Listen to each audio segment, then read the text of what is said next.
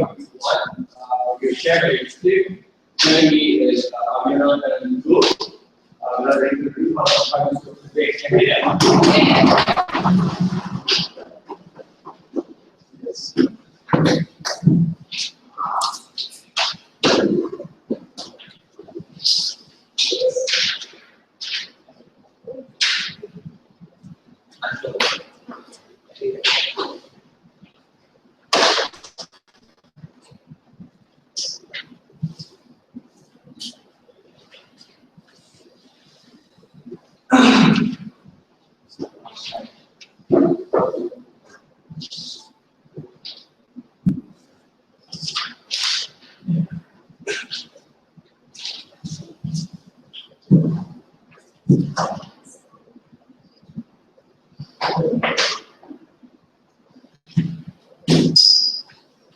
Speaking of, we have a country where even women who are legalized, who know their rights, who know that they have the right to be respected, when they are walking down the street in India and they are being catcalled and they are being disrespected and they are being groped and things like that. We have a country like that. What more do you think are abused in that country? In those countries where social mobility is something that is so difficult to have, when you have patriarchy that is so entrenched in society, that these things need to be solved, need to be solved now. And this is our solution. We're going to be pushing for feminist groups to fund vigilante justice groups in India because we think that this is the best form of direct action to solve problems like abuse and discrimination and to dismantle the patriarchy. So, what is going on in India? I tell you that India is a terrible place where it is, right?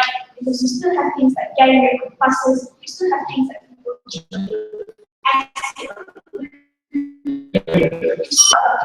the polls, and these are the things that we need to solve at the end of the day, right? So what makes sense here?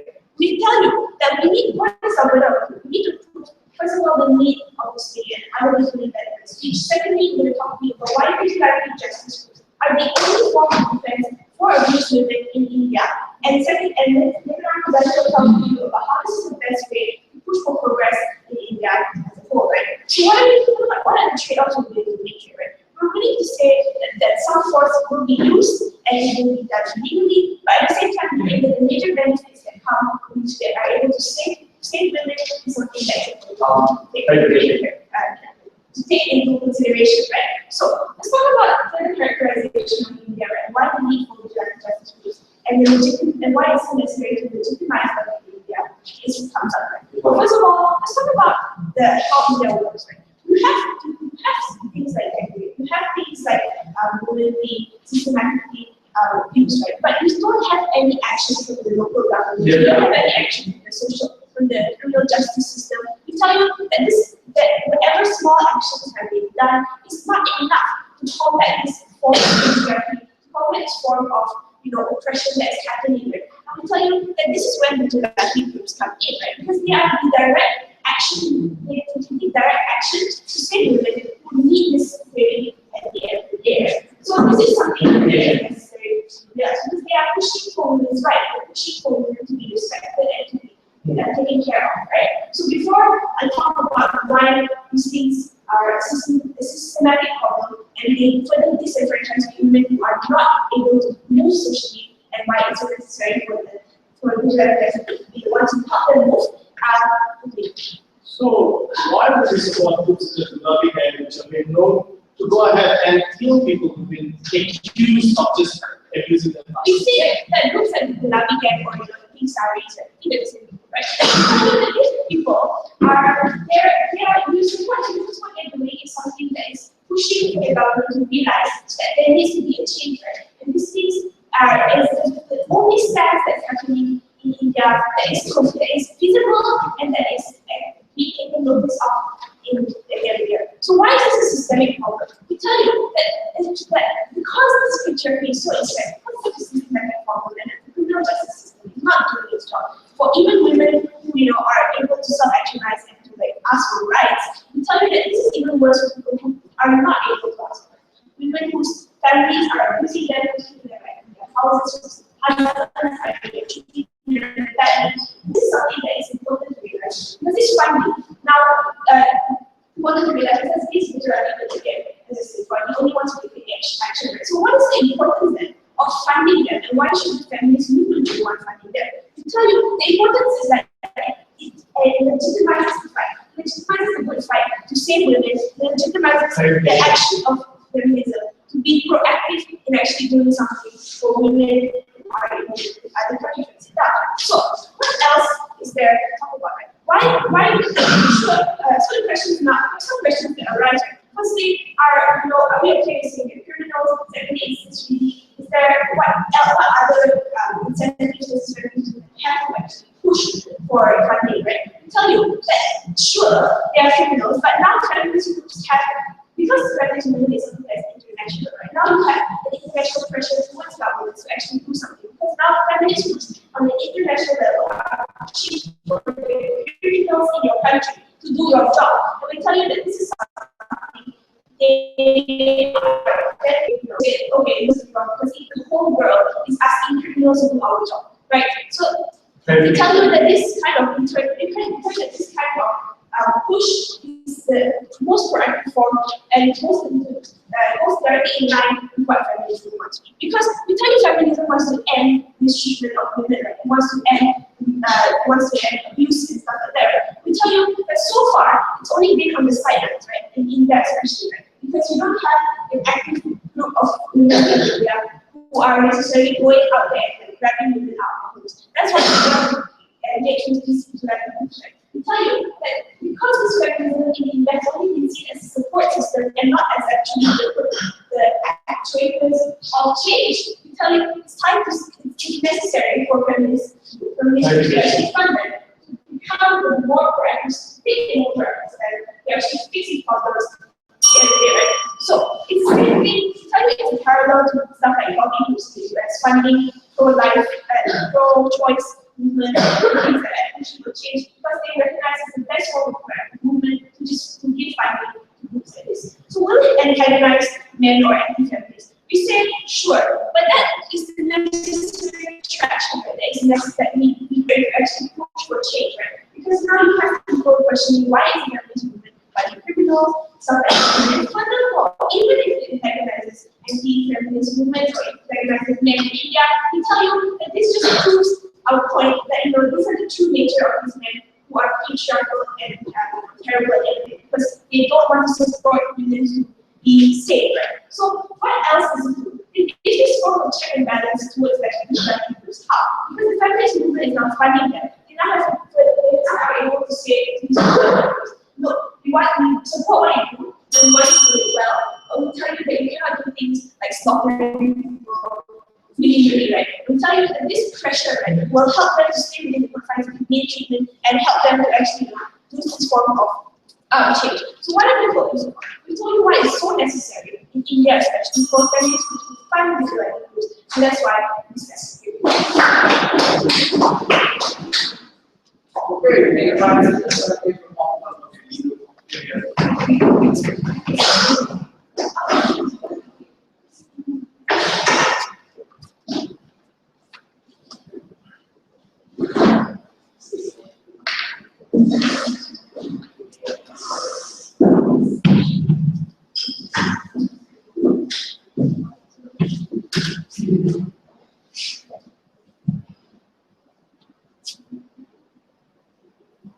The Gulabi gas is pedantic, erratic, and irrational.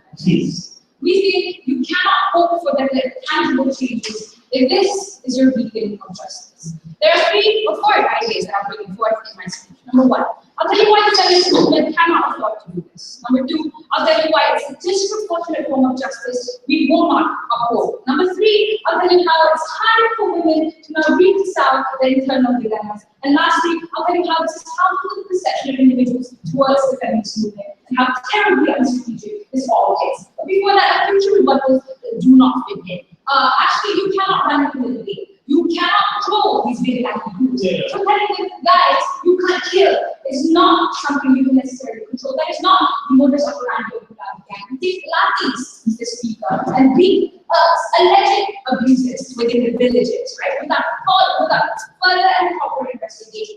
That is not the modus operandi of certain housing tribes in Malaya, India, who abusers without further investigating that as well. No. Secondly, we think it's not the only form of justice people can look to. We contest, we admit that right now progress is slow. But if you look at India's law documentary, which is highly controversial recently, it has shown strides that police, even in Uttar Pradesh, which is one of the most traveled cities in India, are making strides in terms of incarcerating rapists, who they previously did not want to because they use the victim narrative too often. No, thank you. But we think even if the law is slow, you need to realize that the more strategic kind of platform that we have are working with women's aid organizations or organizations that necessarily have protectionist programs or protection policies as opposed to antagonist policies like vigilante groups. No, thank you. Sit down. Third, guys, this is proactively being violent. It's not proactively protecting women. Right? That means they do not have the motive of crime to moderate their steps in which they want to use vigilantism. You need more critically strategic methods, not via violence. I will move on to my first understanding now. Why do we think the feminist movement cannot afford to do this? We think it's better off and more strategic if we focus the funding on our protection agencies instead. Why? Because they don't use force unnecessarily, right? They don't use force proactively. This means that they will protect the best number with various procedures. They will monitor their steps, have recourse first and foremost. If it comes to this where violence has to come in, they come in with the law. That means they work hand in hand and incorporate the law as well. Then you sit down. This means that in the long run and comparatively, we put funding where it matters more, where you can actually produce tangible changes for women, like education campaigns, hiring lawyers to allow women to have recourse and representatives when it comes to legal field. All other non-people, otherwise non-people will not be able to have. This means to provide proper platforms and foundations for women. In Malaysia, we have outreach programs continuously being held by women's organizations, right? Or Sisters in Islam, which actually does go towards more controversial issues, but actually still works with the law as well. We think Gulabi that route runs from away from the police, and that's not what we need. Vigilante groups run away from the police. You need individuals that can have tangible changes, but also will not misdirect you from the law itself. It's necessary to provide authority to your argument when it comes to protecting you. No, sit down. We think all of these kinds of legal protection that only the law and individuals that work with the law can provide is something exclusive and something that vigilante groups can in most instances offer later. Second, why do we think it's extremely disproportionate? Number one, when you talk about vigilante groups, their modus operandi is simple. It's more justice once predicated mostly based on perception or emotions that run around within society or villages, especially when there's already a biased social perception within those kinds of conservative villages, right? So you can't possibly control them. But if you look at how we decide how to punish individuals, it's never proportionate. Oh, you beat your wife with, I don't know, a chain, then we beat you again with a chain. That's the one that everyone gets a blanket form of punishment. If I don't like you, I can force only one from you, or on you if I'm from the cousin tribe in India. All of these punishments are rash. They do not have the proper process to meticulously delineate what is actually proportionate and what is something the law would otherwise be able to provide. Say that. You cannot substitute fairness for another individual's perceived sense of justice because you can't rely on your emotions only to decide that, right? Because the rash decisions that even the law would refrain implicating on murderers or rapists. The law would necessarily have to complete the steps. But number two, we think this is worse because when vigilante groups operate, they operate on people who they can mistakenly punish, right? So they don't have that proper process of investigation. More often than not, it's hearsay evidence on, I don't know, the wife that supposedly said her husband beat her when he did it, or the neighbor who said that he saw something or heard something when nothing actually happened because a lot of criminal happens. All of these things are factors that vigilante groups have no incentive to want to look into. The law does think that is exclusive to laws or organizations that work with the law only for the organizations. How do you expect women who live in domestic households where their life is patriarchal power structure and are unable to leave these homes to immediately see how women's aid organizations? Simple. It's not just women's aid organizations, there are all these other forms of organizations that incorporate the law in their process, not vigilante groups. That's a delineation, right? Why? Third, right? Why do we think it's very hard for now for women to reconcile their dilemmas? Because if you realize a lot of these women, when they come in abusive homes, they don't necessarily want their husbands to punish. It seems very foreign to us because we can't grasp it. But it's a very personal experience to these women. They think it's a dilemma because this could be the father of their child. They do not want to see the father of their children hurt, but they do want protection. They want an opt-out system. We think you will provide that, and you only give the victim into thinking that, look, if I do come out now, this individual who is a father of my children will only get hurt, and I will end up injuring my family even more. We think that's counterproductive. Lastly, what I think this is unstrategic for the feminist movement and harms perception. Now, you will only be defined as a feminist if you jump onto the bandwagon of the vigilante gang. Because now, the vigilante gang, given their overarching approach to the different society and the most visceral forms of radicalization, they will hijack that narrative and that definition of feminism. They will define it for you. Because I have you now participate in forums where you can't talk about domestic abuse. Because all of discussion will be as to you how you now jump from that particular group as you packing the mission to the group call. We think that's problematic. Because no discussion that you have now can be productive. Everything will be revolving around hostility. Everything that kills off any form of narrative that will help domestic violence actually go down. You see, for all of these reasons, if you really want to protect women, you cannot go to vigilante justice.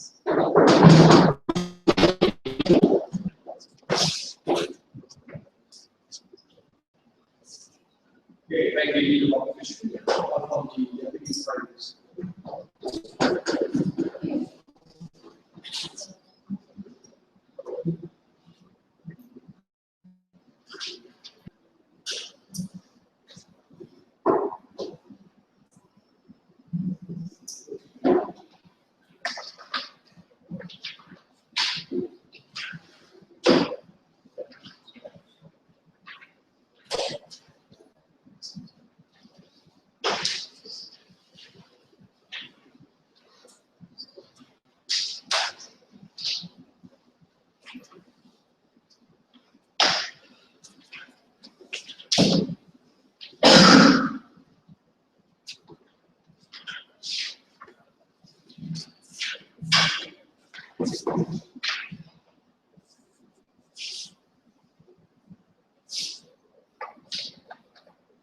This speaker, a lot of things that came from Elmo missed out the organization coming from Ashley, right? We tell you that the idea from India is that systemically governments have been ignoring this idea of oppression, or at least not doing enough in order to make sure that these women are protected equally. That's why there is a rise in vigilante groups. That's why there's a lot of people who are within the society of India who believe that these people should not be abused, but then are still abused due to the system of government ignoring whatever kind of domestic violence that happens within that domestic household. This is why this kind of vigilante groups exist, and there's no particular authority taking action in that sense. You need to make sure that there's some kind of traction within that society in order to make sure the government will realize that there's something wrong in society for you oppressing women. And we think that traction can only come from feminist movement fight all these kind of vigilante justice at the end of the day, right? I'm going to tell you in my concept how is it that we're funding these kind of vigilante groups? It legitimizes the fight against this kind of oppression, whereby it will create a discourse and therefore create a better progress for India to early movement. Now look, a few responses to opening opposition, right? First thing that we try to tell you this idea of this idea of the strategy of feminist movements, which is whether or not we should go for protecting or we should go and have vigilante groups fighting for the rights of women, right? Look, it's fine and dandy. Like if we would like it, we can go for protection agency. But the thing is, there's not enough avenue for people who are not able to come to that protection agency to begin with, right? We don't think there's enough avenue for people to come up and access this kind of factories. Even further, we don't think there's an incentive for local groups to even want to go for this kind of facilities because they are conservative by nature, right? We don't need to cater to these particular societies because only vigilante groups know what kind of attacks is great, right? Furthermore, we think that in order for you to have a certain form of funding, it needs to be a two-fold approach, right? We think that you need to be able to want to accept the funding, and also families will want to give the funding. Because families have always wanted to find people to protect people from oppress. But the thing is, we don't think governments or protection agencies in India who systematically bring impacts in societies would want to get the money to begin with. That's why we go for this kind of vigilante group in order for them to fight for the solutions that we want to have in India later on. Sorry, ma'am. Then we want to talk about this idea of an opt-out system and conservative society conservative people should be able to opt out from the system, right? Look, either way, if your paradigm, conservative people will still become conservative, and in your case, will still be abused, at least under our paradigm, we have people more fighting for their rights, and we think that's much more benefit as compared to the one that you're trying to push for at the end of the day. They even try to tell you that, look, discussion will be worse because discussion will be right? Don't have the new discussion at all. We think that right now there's no discussion about whether like we think that in India is there's an international pressure for it, but there's no societal traction. You know, to make sure that people now understand that they need to have an internal change in societal behavior in terms of how they are oppressing women at the end of the day. That kind of discussion can only happen when you have that justice. Then they want to tell you the mechanism coming up was that, we should go for law enforcement and that's much better, right? Look, even if you have a crackdown for these kind of people, you're only able to keep it for people who are able to self-actualize and think for themselves. The thing is, you are still harming or you are still ignoring the parts of people who are really being abused in the art. The people who are concerned that no one are still left to abuse, and we don't think this kind of agencies can help in this kind of stuff. Lastly, in this idea of this proportionate justice, right? We think at the end of the day, it's a necessary trade-off to begin with. Why? But in society where the good grants necessarily favor the man, the abuser, we are willing to say the outreach can be met with outreach because we cannot allow suffering any longer, right? We think in the best case scenario, you need to ensure that there is some form of fight in the society. There is no fight currently. We think that vigilante groups are not given the kind of legitimacy they are seen as criminals in India, and we need to stop and judge them as criminals by having them money. Because at the end of the day, the core of the money fight is better every day. Before that, okay. So your entire case depends on something you need more access. If you want tangible changes, justify why you would rather have the eradication without gas, not the moderated procedures for meticulous organizations. Look, we think that is fancy for you people. We can always look at. We think that when it comes to the reason why we debate how it comes to finding justice is because the approach we gave to organization never worked to begin with, right? It never had able to identify, able to access those kind of activities, and that's why feminist movements are in order to make the systemic change, we need to make it bottom up. In order for you to make sure that organizations have one to accept the money from you, that what they want to achieve, you have to ensure that there's some social change. Vigilance is quite for the social change, but there is a stigma to present criminals, which leads directly to why is it that funding vigilante groups is the best or better for in India, right? Now, look, in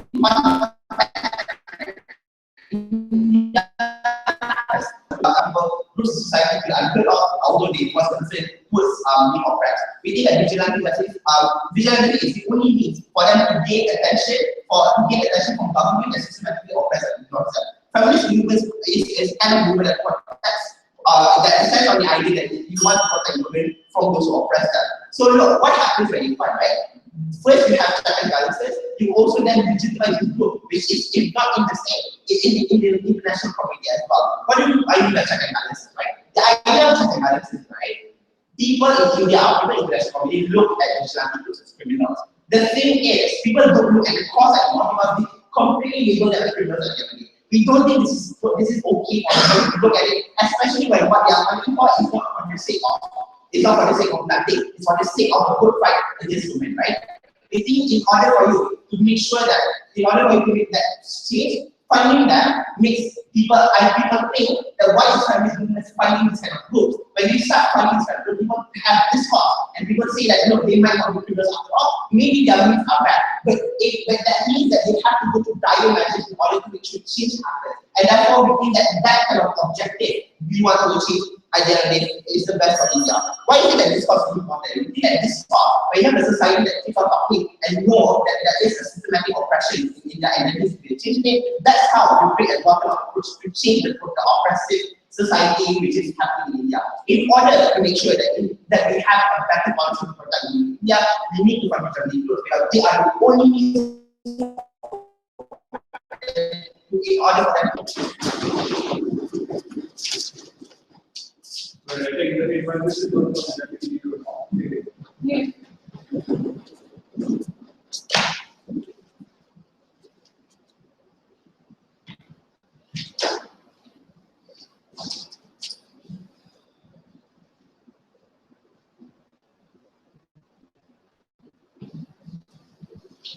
It's a lie that India hasn't progressed. There's a reason why the entirety of the Delhi city went on rampage and protests. So the sort of change in India has been done, not by the government, as Putin points out, but by NGOs who reach out to rural communities as a result of foreign funding that comes to them, to be able to reach out to educational programs, but also create outreach with police officers who often used to be blamed before, fund lawyers, we need to fund people's cases, women's cases who didn't have money before. Those are organizations we would much rather continue supporting as opposed to the violent groups which might tar our image in India. Three things that I want to talk about, given that organizational progress that we have been successfully doing. First, who harms women more? Second, I'll tell you why the broadest of feminism affects women as well. And finally, I'll talk about why it's disproportionate and other people between them. So first, in terms of what affects women, it's often complicated when we go through domestic abuse. A huge portion of them surprising about their spouses and who only want to get away and get a receiving or just move on with their lives. So often still don't know their husbands still love them. The thing is that the way these organizations work is it allows women to go to them and be able to say that the point at which you have Gulabi gang, the point at which they know about certain offerings and start beating up the husbands, means that these women are less likely to go ahead and reach out and tell other people of their husbands abuse them because they want to protect their husbands as well. Surprisingly, that's one scenario. Number two, ladies and gentlemen, even in the situation where you think it's justified not to listen to these women and just abuse them, those women end up living with a lot of guilt and end up blaming themselves for the kinds of things they're doing, which is very difficult for them to be able to move on as well. So given that, I'm right to argue that we create more of an incentive for women to come out as opposed to their model, where a lot of women will just not come out because they don't want their abusive husbands to be punished. Secondly, on that comparative, our organizations, where they have the ability and the funds we provide for to be in the vicinity of rural communities, that is where women can run to them and get a receiving order quickly because these organizations provide those kind of things and can get that safety. What happens out of their work? When funds are more directed towards those other kinds of organizations, these NGOs lose out on their ability to, for example, do more of those outreach programs. That's one that we do. Second, we would argue to the point at which people are able to say feminist organizations are inextricably tied to things such as the Gulabi gangs, which are hated in the vast majority of India. It doesn't create legitimacy for them because feminist organizations themselves are fighting for legitimacy. They cannot grant legitimacy to the Gulabi gang, right? The reality is now local governments are more likely to be pressured to say no to outreach programs, for example, by NGOs, who often go ahead and negotiate with local council elders, village elders, to be able to create special syllabuses in their schools. These are outreach programs which are more likely to be blocked by village elders who just don't agree with those kinds of methods, consider them disproportionate. Many of them have even a history of doing this kind of things, right? These are people who are more, it's much more eligible to be able to tell them, we will do education. These are people who now feel pressure to say no to normal NGOs reaching out to their communities, and that's how you have more clampdown by Indian governments, not just on a federal level, but on a local level as well, with the outreach of those organizations also reduced from what sort. So the feminism exists in the spectrum, right? You don't necessarily have to tie two feminism movements to one another. So why can't your women's organization simply say that we want to help you, but not necessarily really have. Okay, here's the thing, right? As much as we understand that feminism exists in the spectrum, that's not the understanding of feminism that happens in this kind of countries. Yeah. Often the point at which you tie yourself to feminism, you automatically therefore associate with other people as well. But also this motion kind of basically the feminist movement will do it, so I don't see how they can be different while we have the feminist movement and the feminist movement as a whole is supporting Gulabi gang as per the assumption of this motion. Moving on. Secondly, in terms of what happens, in terms of the support structures created. So we think very well. First of all, we are already trying to fight the perception that women are crazy, radical, when they term themselves as feminists. It becomes much worse when these are kinds of organizations which often go ahead and often beat up a lot of men, which are often always seen as like crazy women trying to beat up men. Often a lot of instances might be disproportionate, mistakes might happen, those compound all of those problems, right? So the point at which this term comes in means a lot of women find it difficult to be able to identify themselves as feminists, to be able to push for change, because that's automatically a negative term that exists, right? Whether or not the spectrum really doesn't matter when the assumption is that you are the same. The problem is, therefore, for example, in the awareness campaigns and stuff like that, the discourse which you want to create is not a natural, like a normal educational awareness, but rather more like, but you do this. Why do you have the right kind of discourse? So we think that is how your ability to create outreach for people on the ground is also therefore harmed to a large extent. We would also argue, ladies and gentlemen, thank you, that support structures for women are really harmful as a result as well. So for instance, right, a lot of women, for example, even if they don't actively call the Gulabi to be their husband, or the Gulabi does, mean that a lot of these women are not only seen as vulnerable victims that need help, but often people who are very radical and wanted to beat up their husbands. So the point at which the image is not of a vulnerable woman, but rather someone who is out to get her husband as well. Often a lot of victim happens, right? A, that woman is not clearly seen as a black and white vulnerable person that needs help, but rather seen as someone who is very vengeful. And automatically sometimes people assume a lot of guilt, right? Maybe this person did something to warrant that violence to begin with. Those are associations that might happen for a lot of victims now as a result of the Gulabi and its aggressive nature in its support for those women. We think that's massively harmful. But finally, and this is something I told you that I have absolutely no response to, is the disproportionate nature of these vigilante groups, right? You can't create checks and balances of vigilante group prices giving them money. What do? They go to random homes and start beating up people on the streets. What does this mean? Sometimes, when that happens, by the way, in terms of mob beatings, it's very easy to lose control. That's mob behavior for you, right? So even if, theoretically, you can create checks and balances, these are organizations where the violence starts happening in the street, it gets boiled over. Often other people join in. That is why a lot of people end up dying, right? So we think those are things that necessarily happen. Not to mention, these organizations don't have the right to go and investigate. So the basis on which they assume guilt is very shallow. It just might be someone accusing someone else, a neighbor complaining. Those are assumptions that these kinds of gangs almost always operate. That means a lot of mistakes are likely to happen as well. Given the disproportionate harm might happen, that mistakes might happen, especially given these organizations don't have the ability to be able to investigate those things, or the authorities so they can't. Why must we go ahead and sacrifice one form of justice for another? We will argue that to fight injustice with injustice will never give you what to seek for. Yes.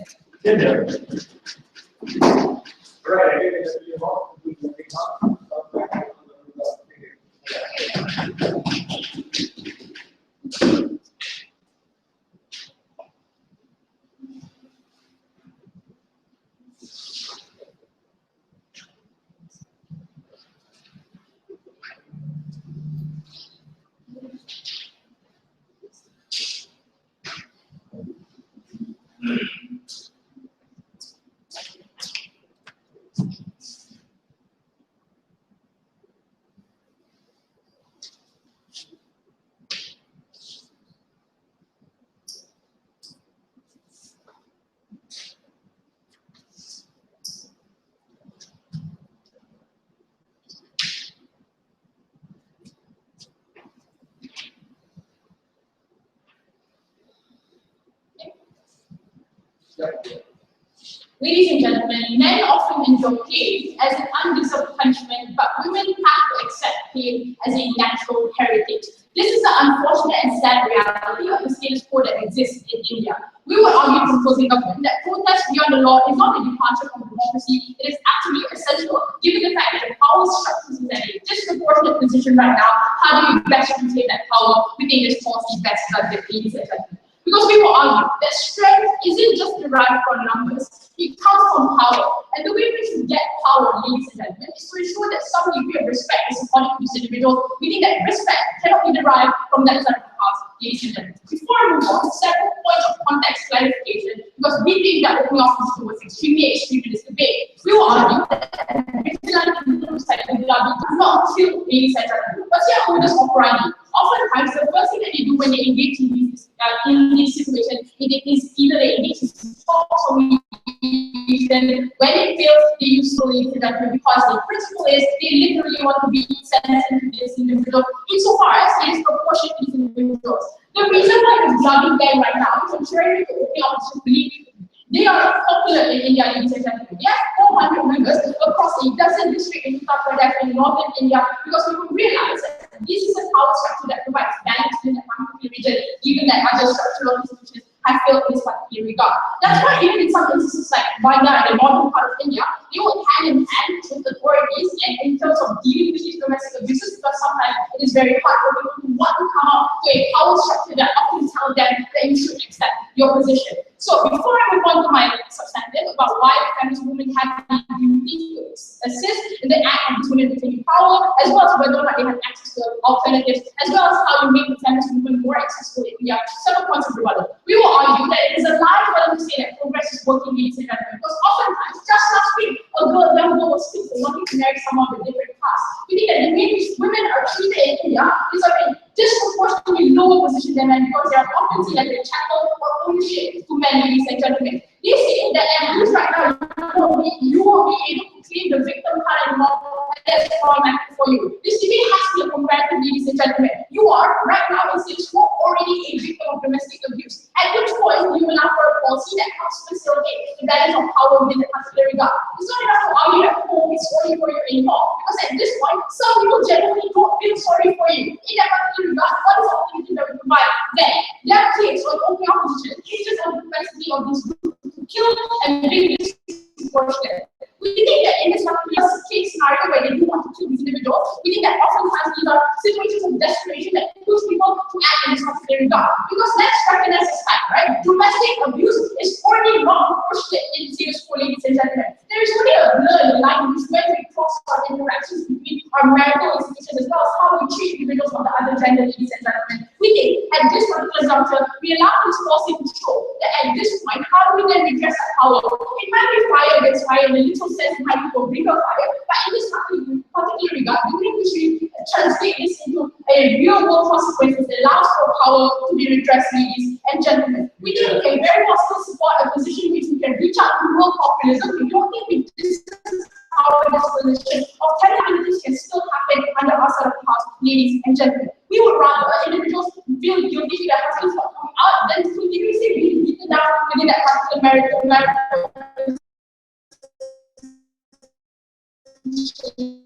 Ladies and gentlemen, the rest of us, because you have a gap of women retaining power. Firstly, let's analyze the dynamics of domestic abuse, specifically in India, ladies and gentlemen. Oftentimes, it is all about who can control the power in that relationship. The reason why this is particularly strong in India is because India has a long and like-minded, one-dimensional view. You can only get love and ownership in the relationship at the point which you can utilize force and authority over an individual. And oftentimes, women are viewed as chattel and as a alpha low position than men. We think that normative predisposition says that you should, as a woman, always seek power to men because you're that you lies so far as your marital prospects in a particular regard. That is the reason why it's far less likely that women can go and access alternatives because institutions have them. And we shouldn't reject this notion because you have to accept that our authority is being closer to you. So they can't access things like state institutions like the law enforcement as well as the judiciary because oftentimes these are entrenched in cultural predisposition that tell you that you should accept it because this is just the way they are. Therefore, women's aid organizations as well as police isn't as accessible as they want it to be, especially in India, where victim blaming is often pervasive, where the rape culture is the norm, even in the more progressive cities like Delhi, it's different. And it's successful. So how do we balance this out? Firstly, we break the rhetoric that force is only a man's weapon and showing to women that sometimes we can utilize force in a situation of desperation. That we will argue that force can't only just be used by men just because they can claim it is their birthright, ladies and gentlemen. Why is it important then for the feminist movement to define these rules? To ensure that the position in which we allow for the power structures to balance out is sustainable, ladies and gentlemen. Oftentimes, attention is given to India in these cases when it's the most incomprehensible of crimes, ladies and gentlemen, like the Malaya bus gang rape that happened. That's when the spotlight was given to India. We think that many times, many cases slip through the cracks because no one wants to pay attention to this particular regard because it isn't as bad or people perceive it to be a normal thing and people normalize it to be a normal thing, ladies and gentlemen. The Gulabi gang ensures that at least we can give attention at the point in which no one wants to give one. Yes. This means that they don't have victims are working hand in hand with the Okay, this is my categorization. There is a spectrum, but large majority doesn't give help to this individual. What we're saying is that the Gulabi gang is making an effective effort in some parts of India, and it should allow for it to be sustainable as a feminist movement. Let's make this very clear. The Gulabi gang's end goal isn't just vigilantism. It's also to ensure that some degree of change can happen. It is a peaceful and ladies and gentlemen. So what you do right now is that you show to men that you are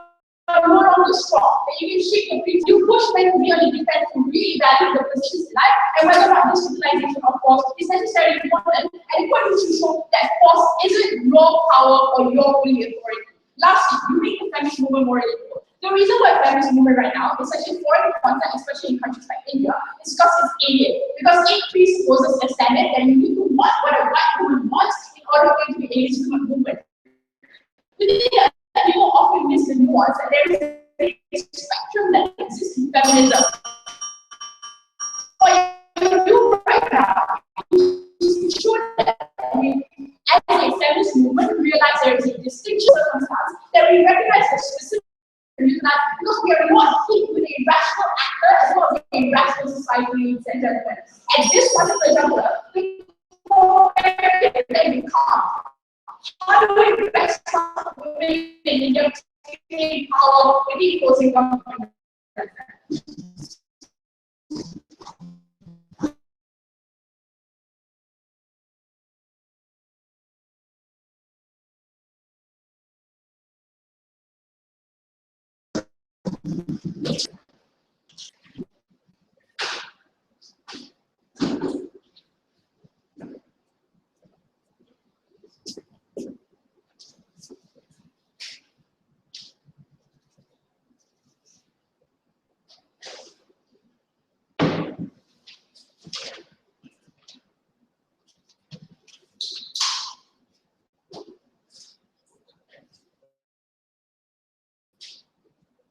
Oh, sorry.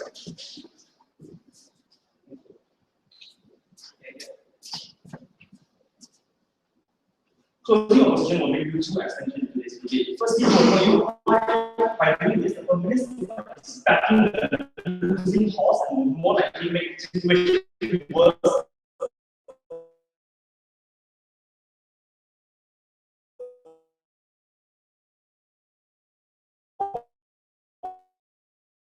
Woman and to regress India's women to suffer more. We agree with closing that domestic abuse is horrible, but you have to be strategic when you fight against it. Look, they want to defeat the narrative that force is only a tool used by men. But at the point where force is an effective weapon is when you have at least an equal or like comparable force to be fight against your opponent. Right? Instead, in India, this is not the case. So, for example, or China, like on Russia, small countries like Malaysia, more like they do not resort to diplomatic means because the moment we declare war on them, we will be wiped out. Now, but putting this point into context, right? Openly considered that gang rape abuse and domestic abuse does not it's not acted upon by the government because it's a systemic problem, right? What does this show? Government inaction does not exist in isolation, guys. More likely than not, when government is inactive, when the police force doesn't act, it shows that there's a system of political will and people on the ground silently consenting to this practice, which means that domestic abuse is actually a practice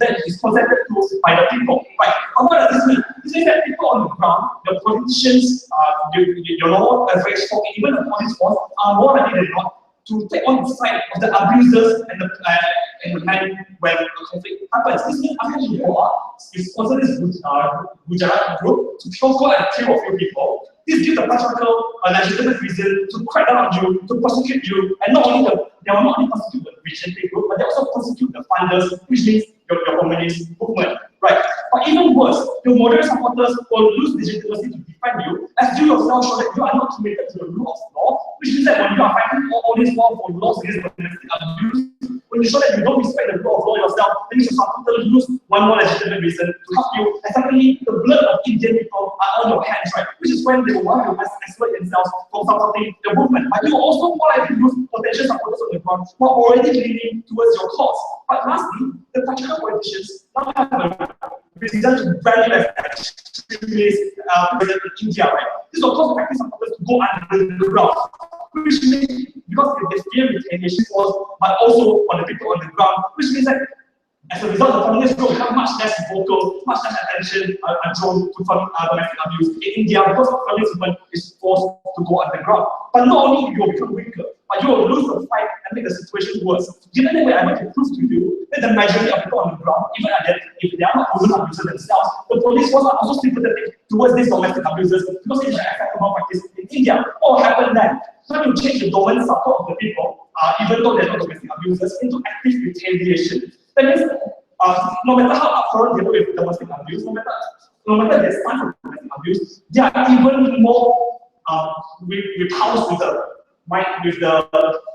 with the idea of a man actually dying for mob violence, right? So this means that not only will the rule of law be against you, the police will be more likely to arrest or will be more likely to arrest the feminist movement instead of these abusers. This means that you also lose more legitimacy to prove that the police will actually change much. We don't think this is the way to go. But what then is the way to go? Here is where I answer the question. Look, let's discuss the context here. Even though India was a patriarchal society, they used to do a lot of online killings, women abuse is neglected. However, there is a very important shift, which is the tipping point. Under Narendra Modi, there's a push to change. India is becoming more progressive and under international pressure because they want to enter a global economy, right? Why? This is because the political elites have the incentives to pander to community interests, to become more progressive and to enforce the rule of law, and they want to make themselves seen as an attractive investment source to rival China's hegemony in Asia. That in fact, Narendra Modi himself visited US right after Xi Jinping in order to check hands with Obama and tell the investors that, look, guys, India is slowly changing. It's safe to invest with us. But at the point when you cause mob violence to escalate and you paint this idea that the mob violence is justified in India, you lose this kind of push for change, right? Therefore, like before I move on, yes. If you're going to argue that it's internalized, people accepting it as a normal thing, what is the point of your rule of law there? Yeah, exactly. What I'm telling you right now, India has been sure to become a global power in which they were trying to attract economic powers, foreign investors into coming to India to invest to improve the lives of the people on the ground. Which means that if the lives of the people on the ground improves, so do the lives of the women, right? But it is very important to protect this trajectory of change in India. Because even though the people on the ground are begrudgingly facing out domestic abuse, because they want foreign investment, at the moment when you drive them into violence, this change will regress, right? But these groups are not like characterized, right? These are people who are more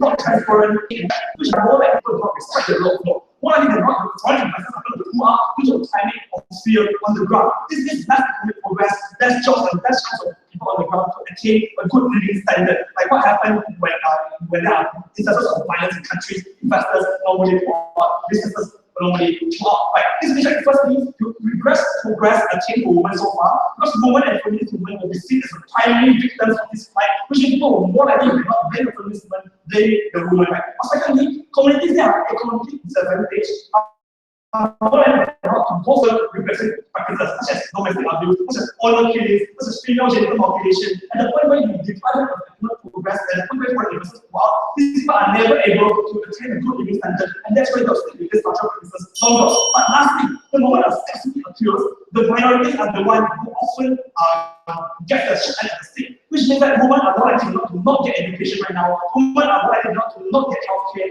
women are more likely to not get all the infrastructures they want on the ground.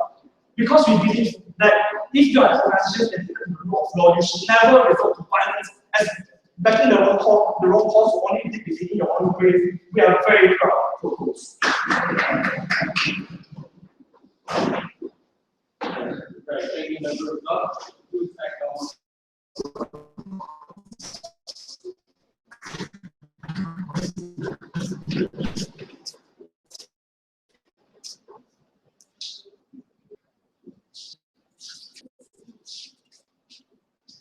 In bizarre world, side closing opposition will definitely win this debate. Because in bizarre world, in a debate about gender, talks about economics, will win. but they decide closing opposition in direct to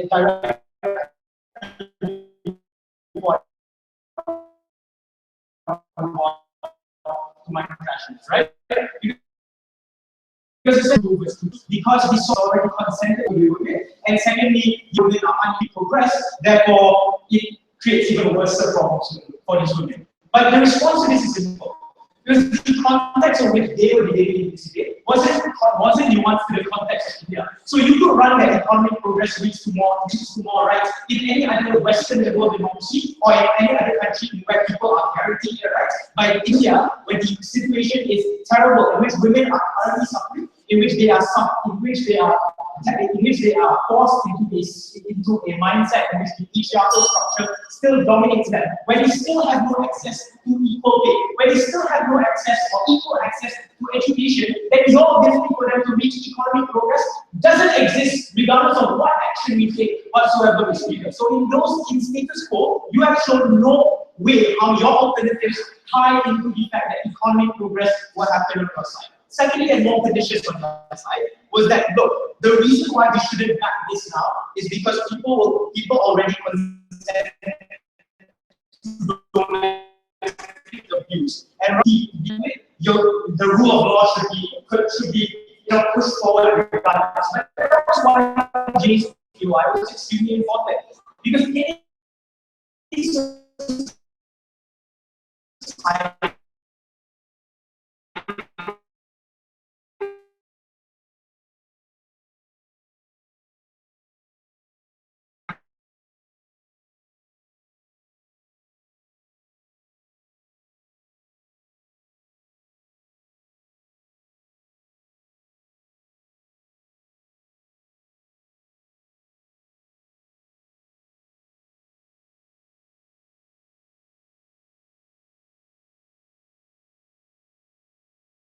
right now you are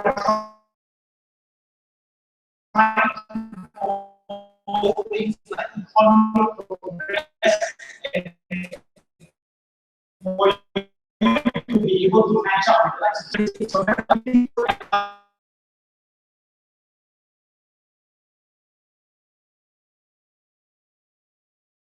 with last year is pretty comparative and the benefits onto these victims, right?